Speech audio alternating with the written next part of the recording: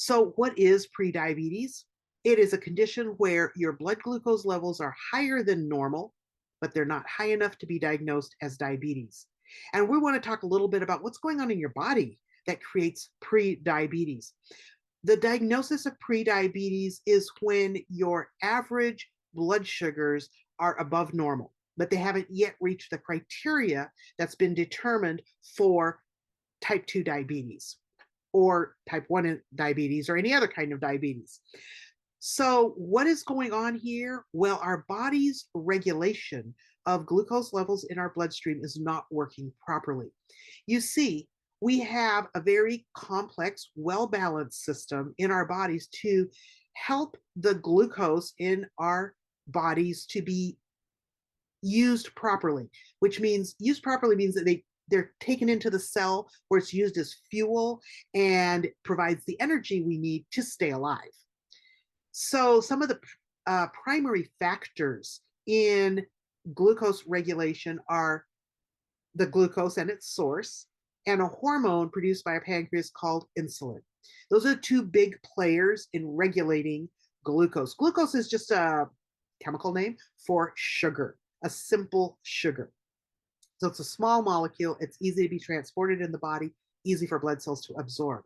So, what about insulin? Where does it come from?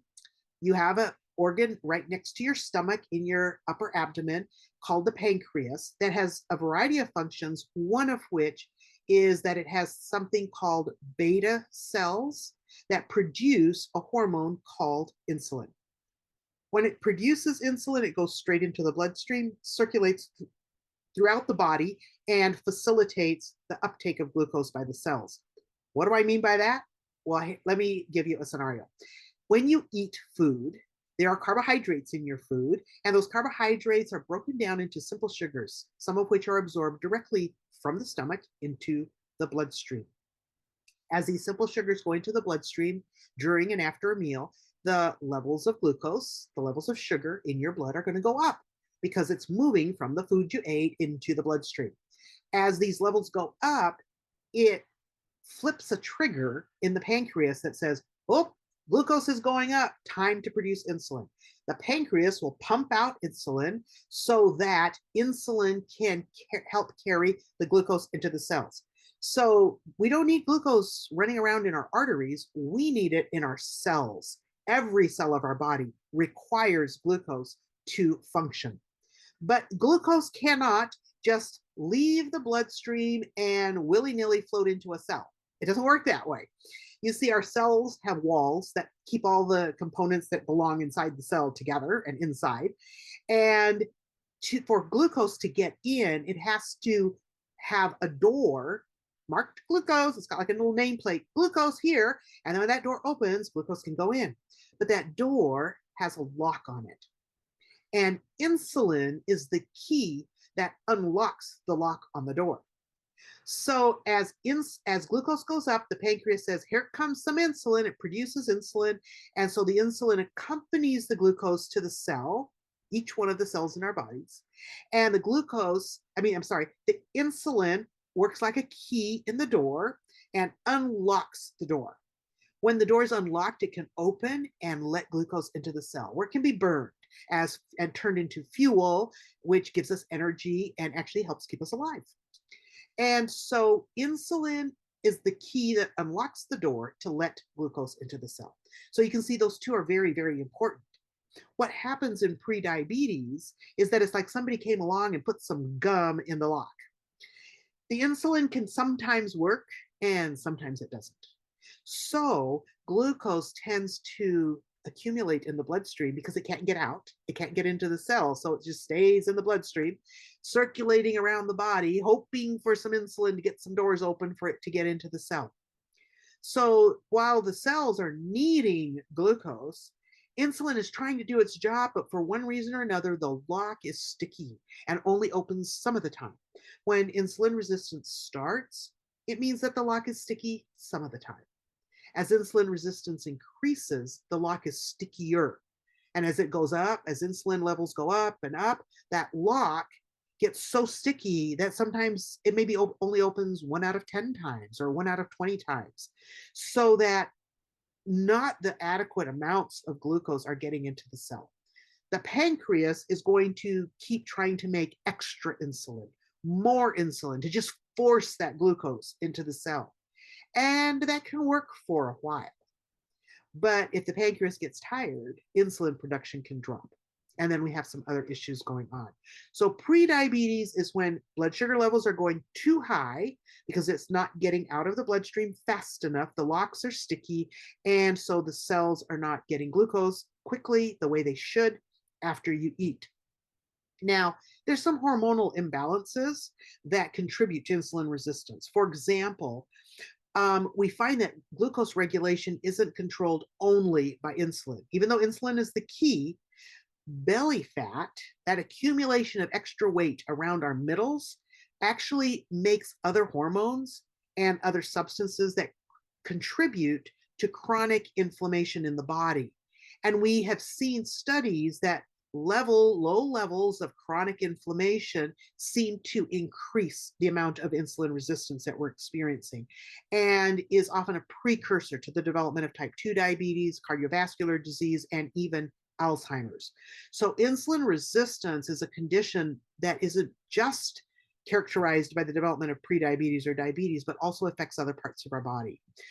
And that's why some experts are actually considering Alzheimer's to be something called diabetes type 3, because the mechanism is exactly the same as what's going on in other parts of our body.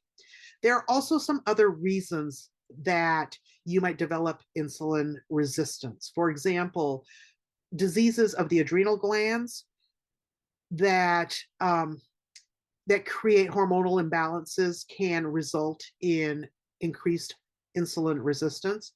So can the chronic ingestion of steroid medications. Steroid medications are notorious for increasing insulin resistance, and if consumed over a long period of time, it's not unusual for a person to develop diabetes as a side effect of their medications. These are medications that are often used when you have autoimmune diseases, or maybe you had an organ transplant of some sort. But as it does its job in decreasing inflammation, it also pushes insulin resistance. So understanding that glucose regulation is not a very simple mechanism, but does have some primary players, can help us understanding ways in which to prevent and manage prediabetes. And in this series, I'm going to be taking you through a series of 10 videos where we really explore prediabetes and what you can do about it. So stay tuned as we go in through this series. But today I wanted you to understand what's happening in your body when you get that diagnosis of prediabetes. So that chronic low-grade inflammation is also something that can push insulin resistance because it impairs that signaling role that insulin has in unlocking the doors into our cells. Inflammation is increased, for example, when we carry extra weight, when we're not active physically, if we're not really on an optimal diet, and if we have extra fat that we're carrying. All of that can lead to the development of prediabetes. There's actually a number of symptoms that together are called metabolic syndrome, and I'm going to talk about that more in another video. But metabolic syndrome often happens even before prediabetes does. So this isn't something that happens overnight. You don't just wake up with prediabetes. There's a process that's been going on in your body for quite some time that has caused you to get to the place where glucose is not being absorbed properly, your metabolism is a mess, and you are experiencing higher than normal blood sugars on a regular basis. Now, you might ask about genetics. For example, if your grandparents or your parents or your siblings have diabetes, does it mean you're doomed? No, the answer is absolutely not.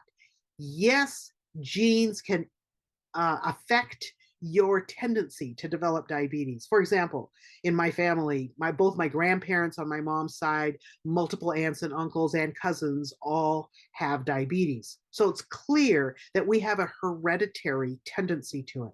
But I've got good news for you. And that is that genetics loads the gun, but lifestyle pulls the trigger. In other words, we now have good scientific research in the area of epigenetics that proves that our lifestyle choices, simple things like sleep, diet, exercise, stress management, and more, these lifestyle choices that we make can actually turn genes on and turn genes off. If we make healthy lifestyle choices, in many cases, we can completely turn off the genes that you might have inherited for diabetes, and you do not have to suffer from it. So I want you to know that because I think that is so much hope. It's like we are not doomed because we got a bad package of genes.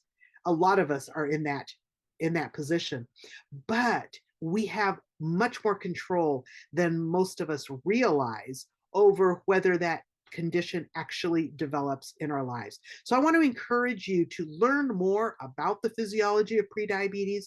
Stick with me as we go through this series and we learn how we can take the actions needed to prevent and even to reverse prediabetes, because prediabetes is reversible through lifestyle. You have not yet developed diabetes. The damage has been not as much as it's going to be if you don't address it. And the good news is the quicker you address it, the quicker you're going to see results. So stay tuned. If you enjoyed this little presentation on prediabetes, hit subscribe. That way you'll get a notification, especially if you hit the bell, every time I load a new video, because I'm going to be doing this series and I want you to have access to that, not only for yourself, but to share with other people. So remember that health is wealth and it comes by choice, not by chance.